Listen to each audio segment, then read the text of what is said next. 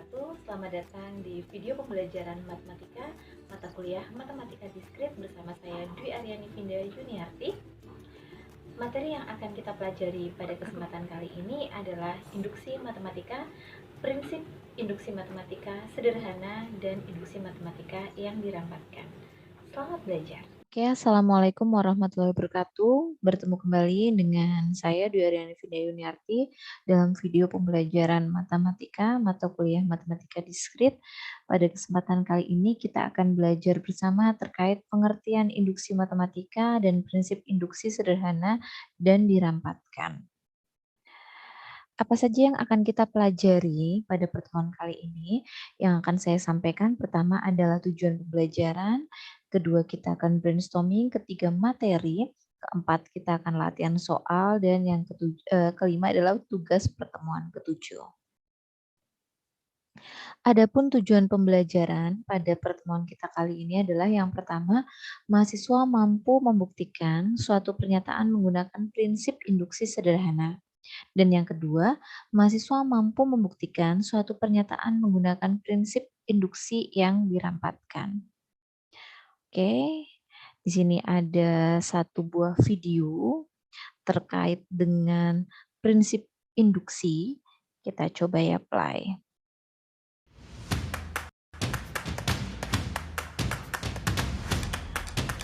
Lihat, ini adalah serangkaian dari domino yang atau biasa kita sebut balok gitu ya, balok karena berukuran balok seperti itu. Kalau kita lihat ketika satu jatuh, ternyata dia akan mempengaruhi yang lain. Ketika satu jatuh, yang lain otomatis akan jatuh. Ya, efek dari domino efek itu adalah salah satu penggunaan prinsip dari induksi matematika.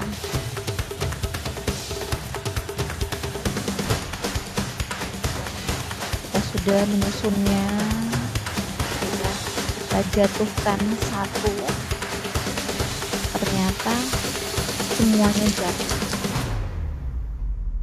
No matter how hard you fall in this domino effect of life, I truly believe that whatever experience it is you're going through, you can use this as a way to better your life and become stronger and be the best version that you can be. Let the domino effect play out and know that everything is going to be okay. I really hope you deeply think about this, and I'd love to hear your thoughts down below in the comments. If you'd like to see how we created. Oke. Ini adalah salah satu bentuk dari prinsip induksi matematika. Kenapa? Karena tadi kalau kita lihat dari satu domino jatuh, dia akan menjatuhkan domino yang kedua. Kemudian domino yang kedua jatuh, dia akan menjatuhkan domino yang ketiga, dan seterusnya. Ketika domino N jatuh, maka domino N plus 1 itu pun akan ikut jatuh. Ya, disitulah prinsip induksi matematika. Jadi ada sebab dan akibatnya. Seperti itu. Ada prasyaratnya ketika N benar, N plus 1 itu juga harus benar, seperti itu. Kita lanjut ya di sini. Penerapan induksi matematika. Jika sederetan domino berjajar dengan jarak tertentu yang sama, pertanyaannya seperti yang tadi sudah saya jelaskan, kapan seluruh domino itu akan jatuh? Nah, di sini ada dua keadaan yang harus dipenuhi agar seluruh domino tersebut itu jatuh. Yang pertama, domino 1 itu harus jatuh, dan yang kedua, benar bahwa pada masing-masing domino yang jatuh akan menjatuhkan tepat satu domino selanjutnya. Yang artinya jika domino 1 jatuh, maka domino 2 jatuh, dan domino 2 jatuh, maka domino yang ketiga akan jatuh. Maka kalau domino yang ketiga jatuh, maka domino yang keempat juga akan jatuh. Sampai dengan ya domino K jatuh, maka domino K plus jatuh, K plus 1 itu pun juga akan jatuh. Seperti itu. Implikasi ini berlaku untuk semua domino, sebab akibat ini berlaku untuk semua domino. Jadi seperti itu. Pengertian induksi matematika sendiri di sini ya. Didik Kain dan Piano merupakan dua orang matematikawan yang mempelopori induksi matematika dengan mengembangkan sekumpulan aksioma yang menggambarkan bilangan bulat positif. Peano mengembangkan aksioma tersebut dan memberikannya interpretasi logis. Aksioma tersebut terkenal dengan nama postulat Peano. Postulat ini ditemukan sekitar 1890, terkenal dengan rumusan formula konsep bilangan asli. Nah, di sini postulat Peano apa sih isinya? Gini ya. Jadi kalau misalnya satu anggota N untuk setiap X anggota N mempunyai PX anggota N ya, ini bilangan asli. Kemarin kalau sewaktu kita belajar himpunan, kita sudah tahu ya notasi-notasi. Ini N untuk bilangan apa gitu. Nah, di sini N untuk bilangan asli ya. Dua bilangan N yang berbeda mempunyai pengikut yang berbeda. Satu bukan pengikut bilangan X anggota N yang manapun jika subhimpunan atau S subset N memuat satu dan pengikut dari setiap bilangan di S, maka S itu sama dengan N. Oke, lebih lanjutnya ya. Induksi matematika di sini dapat dikatakan sebagai metode yang penting dalam pembuktian dan sering digunakan dalam berbagai buku atau tulisan. Induksi matematika merupakan suatu metode yang digunakan untuk membangun kevalitan pernyataan yang diberikan dalam istilah-istilah bilangan asli.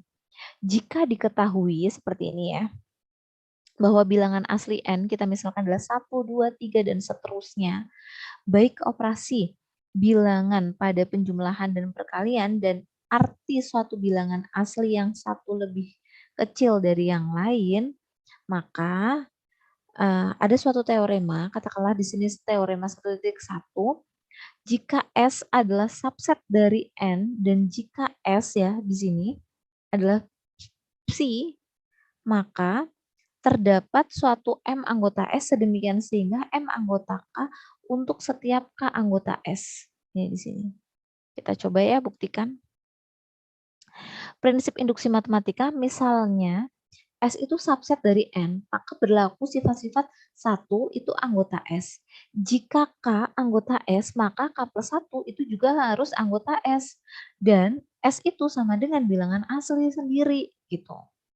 Buktinya seperti ini ya. Kita anggap sebaliknya. Jadi kalau misalnya S itu anggota N gitu, bukan S sama dengan N. Kemarin kan kita sudah belajar tentang himpunan kan. Nah di sini S itu kita misalkan adalah S, kita anggap sebagai S anggota N, maka N min S itu bukanlah bukanlah himpunan kosong, ya enggak? Kalau S anggota N, otomatis dia kan S anggota N berarti kan ada N min S ya, himpunan N dikurangi dengan S itu bukan himpunan kosong. Dan dengan sifat terurut dengan baik, ia akan memuat suatu unsur terkecil. Misal M adalah unsur terkecil dari N min S. Jadi himpunan bagian yang paling sedikit, yang paling kecil. Karena satu anggota S, maka menurut hipotesis 1 diketahui bahwa M itu anggota 1, ya enggak? Kan tadi kan M itu adalah unsur terkecil dari N min S. Karena satu anggota S berarti diketahui bahwa M itu anggota 1. Selanjutnya, untuk M lebih dari 1 mengakibatkan bahwa M min 1 juga merupakan bilangan asli. Karena M min 1 itu kan kurang dari M. Dan karena M adalah unsur terkecil dari N, sedemikian sehingga M itu kan anggota S. Jadi M-1 itu anggota S. Lah, itu untuk hipotesis 1 ya. Untuk hipotesis yang kedua, kalau K itu sama dengan M-1 dan menyimpulkan bahwa K plus 1 itu adalah M-1 plus 1 di sini ya. Ini kan tadi K-nya kan kita misalkan M-1 di sini. Nah, berarti kan M-1 plus 1 sama dengan M anggota S. Kesimpulan ini bertentangan dengan pernyataan bahwa nih, M anggota S. Karena M diperoleh dengan mengasumsikan bahwa N min S itu tidak kosong. Berarti di sini M itu diperoleh dengan mengasumsikan bahwa N min S tidak kosong. Hal ini bertentangan dengan kesimpulan bahwa N min S itu kosong. Dengan demikian, kita telah menunjukkan kalau S itu sama dengan N, bukan bukan S anggota N, tapi S itu sama dengan N gitu. Ya, semoga paham. Tapi kita coba ini lagi ya dengan contoh soal. Misalnya gini. Untuk setiap N anggota N, misalkan Pn merupakan suatu pernyataan tentang N, anggaplah bahwa P1 itu benar, PK benar, maka PK plus 1 itu juga benar. Maka Pn adalah benar untuk setiap N anggota N. Buktikan bahwa 1 ditambah 2 ditambah 3 ditambah 4 ditambah 5 ditambah dan seterusnya ditambah N sama dengan N kali N plus 1 per 2. Nah, di sini penyelesaiannya yang pertama adalah P1 sama dengan benar. Kenapa? Kita substitusikan 1 ke dalam Pn, ternyata benar. Kalau 1 itu sama dengan 1, ya enggak? Ya kan? Terus PK bernilai benar. Kalau PK benar, berarti kita asumsikan PK plus 1 juga benar. Andaikan kok N itu sama dengan K, maka K itu kan anggota S. Sehingga kalau kita tuliskan kan seperti ini, jadi persamaannya seperti ini. 1 plus 2 plus 3 plus 4 plus 5 plus dan seterusnya sampai dengan plus K itu sama dengan K kali K plus 1 per 2. Nah, selanjutnya di sini dibuktikan bahwa N sama dengan K plus 1, maka kalau kita tambahkan N itu K plus 1 berarti kan di sini K plus 1 gitu kan. Otomatis di sini juga akan tambah dengan K plus 1, ya enggak? Jadi kalau kita kerjakan yang ruas kanan ya, kita samakan penyebutnya, berarti kan diketahui seperti ini. Sehingga hasilnya adalah K kuadrat plus K plus 2K plus 1 per 2. Jadinya K kuadrat plus 3K plus 1 per 2. Kalau kita faktorkan seperti ini, ternyata benar, kalau kita faktorkan itu menjadi K plus 1 dikali K plus 1 plus 1. Yang artinya bahwa K plus 1 itu bisa dijadikan N. Sehingga kita punya N kali N plus 1 per 2. Jadi terbuktilah kalau N sama dengan K plus 1 itu disimpulkan bahwa K plus 1 juga anggota S. Jadi di sini induksi matematika terpenuhi karena tadi basis induksinya sudah terpenuhi, kemudian basis induknya sudah terpenuhi, berarti langkah induksinya juga sudah terpenuhi, seperti itu. Ini. Paham ya? Oke. Terus prinsip induksi sederhana. Misalkan PN adalah proporsi perihal bilangan bulat positif dan kita membuktikan bahwa PN benar untuk semua bilangan bulat positif N. Untuk membuktikan proporsi ini kita harus membuktikan bahwa P1 itu benar. Ini yang namanya dengan basis induksi. Jika P1 benar, maka PN plus 1 juga benar untuk setiap N lebih dari sama dengan 1. Sehingga PN benar untuk semua bilangan bulat positif. Kita coba ya di sini. Langkah menyelesaikan induksi matematika seperti yang tadi saya sebutkan adalah pertama, basis induksi. Jadi untuk memperlihatkan bahwa pernyataan tersebut itu benar jika N diganti dengan 1, maka hasilnya itu benar seperti itu. Karena kenapa kok kita mulai dengan 1?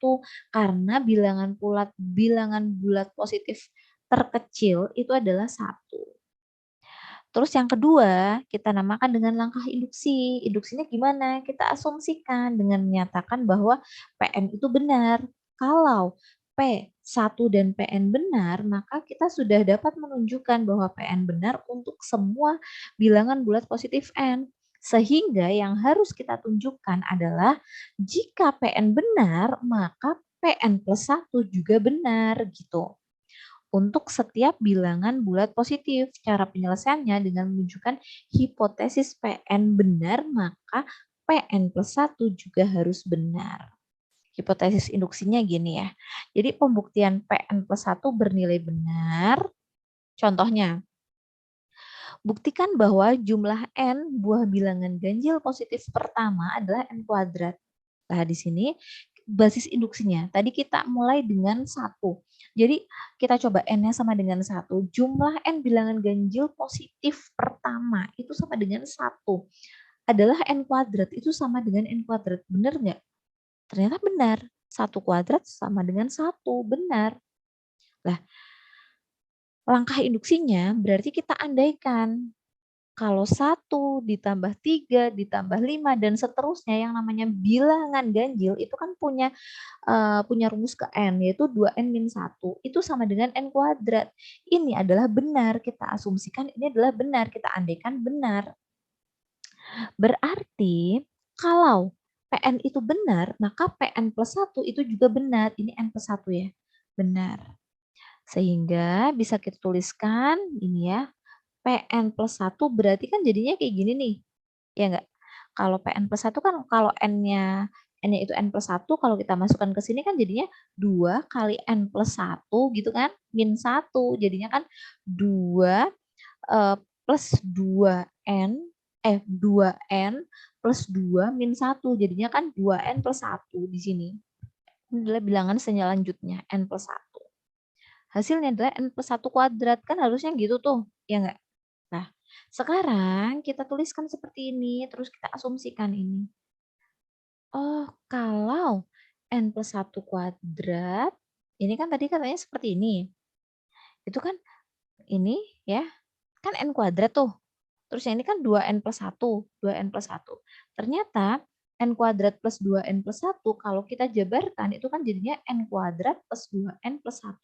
Kalau kita faktorkan, ternyata kan harusnya N plus 1 kuadrat, N 1 dikuadratkan, benar nggak?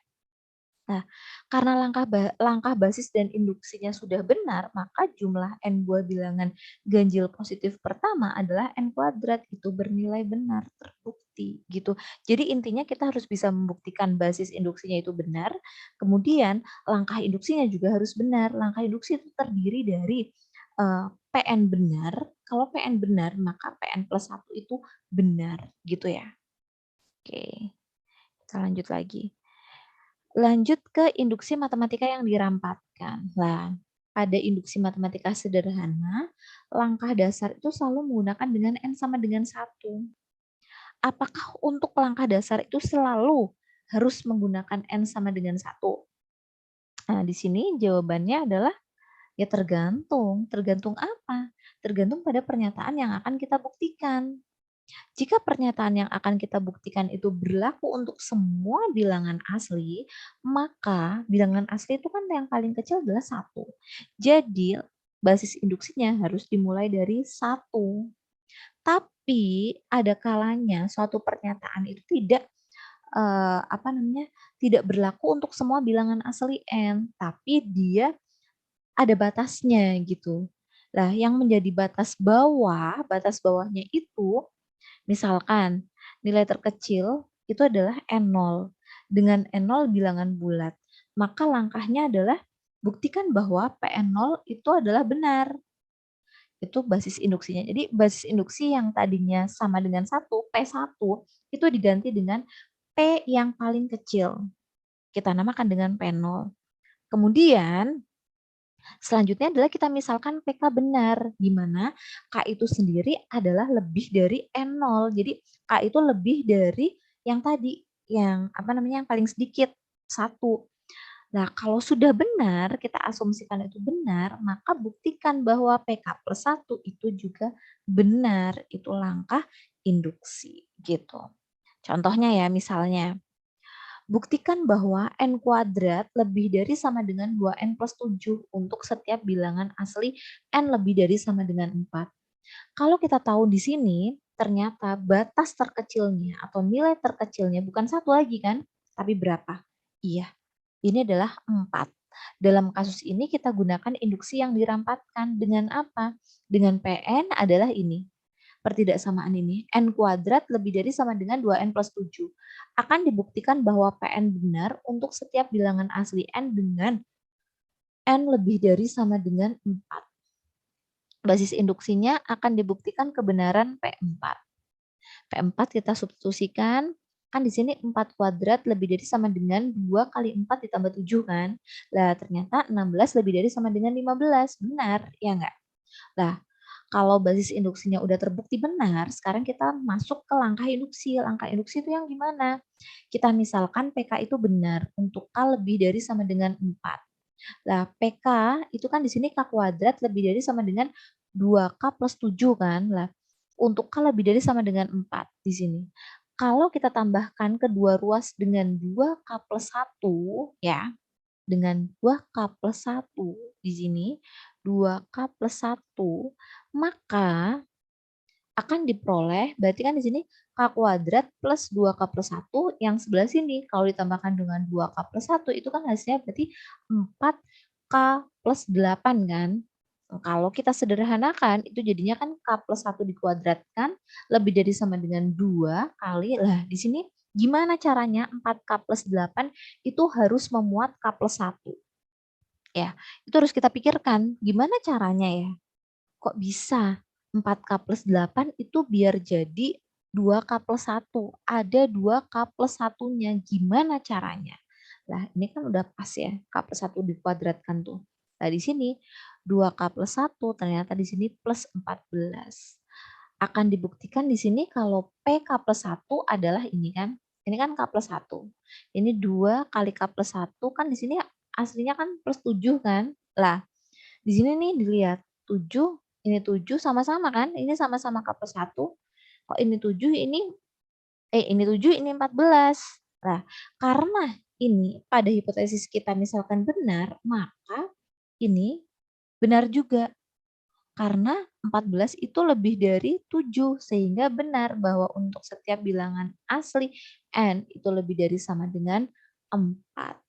Gitu. Semoga paham sih. Intinya adalah ya tadi kalau P1 udah benar basis induksinya, terus kita ke langkah induksi gitu. Langkah induksi gimana caranya? Kita benarkan dulu yang PK-nya dulu. Setelah PK-nya benar, kemudian kita tarik kalau K plus 1, ini kan tadi PK-nya kan plus 7 di sini. Nah, terus yang ini ternyata 14. Kan berarti kan dia lebih dari 7 tadi. Berarti benar gitu. Terus contoh selanjutnya, untuk semua bilangan bulat tidak negatif N, buktikan dengan induksi matematika bahwa 2 pangkat 0 ditambah 2 pangkat 1 ditambah 2 pangkat 2 ditambah dan seterusnya ditambah 2 pangkat N sama dengan 2 pangkat N plus 1 min 1 di sini. Dalam kasus ini, kita gunakan induksi yang dirampatkan. Untuk N sama dengan 0, bilangan bulat positif pertama ya, maka kita, ini kan untuk semua bilangan bulat kan, tidak negatif, berarti kan positif pertama. Berarti kan kita peroleh gini, 2 pangkat 0 sama dengan, kita langsung ke sini kan, 2 pangkat 0 ditambah 1 dikurangi 1. Bener deh. Bener kan, kalau 2 pangkat 0 itu kan 1. Ya enggak? Terus 2 pangkat 0 plus 1 itu sendiri adalah 2 pangkat 1. 2 pangkat 1, 2. 2 dikurangi 1, 1 deh. Benar. Jadi 1 sama dengan 1. Ini basis induksinya benar.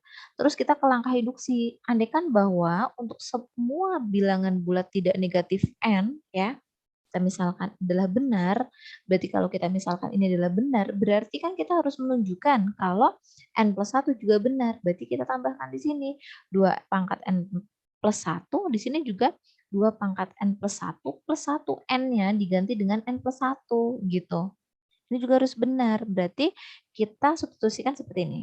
Nah, ini kan tadi kan ini ya, yang 2 pangkat 0 ditambah dan seterusnya sampai 2 pangkat N, kan kita tahu dia adalah 2 pangkat N plus 1 min 1. Ya enggak? Terus ditambahkan dengan ini, yang 2 pangkat N plus 1. 2 pangkat N plus 1. 2 pangkat N plus 1. Dari hipotesis induksi.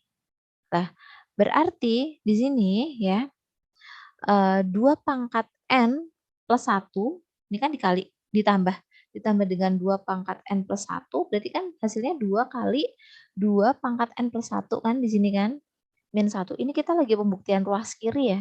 Jadi biar nanti kok bener nggak ruas kanannya ketemu sekian gitu. Nah di sini ternyata kan 2 kali 2 pangkat N plus 1 itu kan 2 pangkat 1 gitu kan. Kalau A pangkat N dikalikan A pangkat N dikalikan A pangkat M, nanti hasilnya adalah A pangkat N plus M. Berarti ditambahkan pangkatnya. Jadi kan N plus 1 plus 1, jadi N plus 2. Min 1. Nah, di sini kan min 1. Nah, min 1 di sini ya, biarkan. Terus kita ganti di sini. Kan di sini ada N plus 2. N plus 2 itu kan bisa diganti jadi N plus 1 plus 1. Jadi kita arahkan, ternyata benar ruas kiri yang tadi seperti ini bisa kita jabarkan dan ketemunya atau kita sederhanakan dan ketemunya adalah 2 pangkat N plus 1 plus 1 min 1 ini. Karena langkah 1 dan 2 atau langkah basis induksi dan langkah induksinya udah benar, maka untuk semua bilangan bulat tidak negatif, N terbukti bahwa 2 pangkat 0 ditambah 2 pangkat 1 ditambah 2 pangkat 2 dan ditambah seterusnya sampai ditambah 2 pangkat N itu hasilnya adalah 2 pangkat N plus 1 min 1 gitu. Nah, sudah selesai terkait materi induksi matematika sederhana dan induksi matematika yang dirampatkan. Saya harap mudah dipahami dan mudah untuk dipelajari. Jadi ini tinggal tugas pertemuan ke-7 ya. Tetap semangat belajar karena sesulit apapun matematika kita masih bisa menggunakan logika kita untuk berpikir, dan induksi matematika pasti kalau benar-benar semangat dalam mempelajarinya pasti bukan sesuatu yang sulit. Oke, terima kasih atas perhatiannya. Sampai ketemu lagi di video pembelajaran selanjutnya. Wassalamualaikum warahmatullahi wabarakatuh.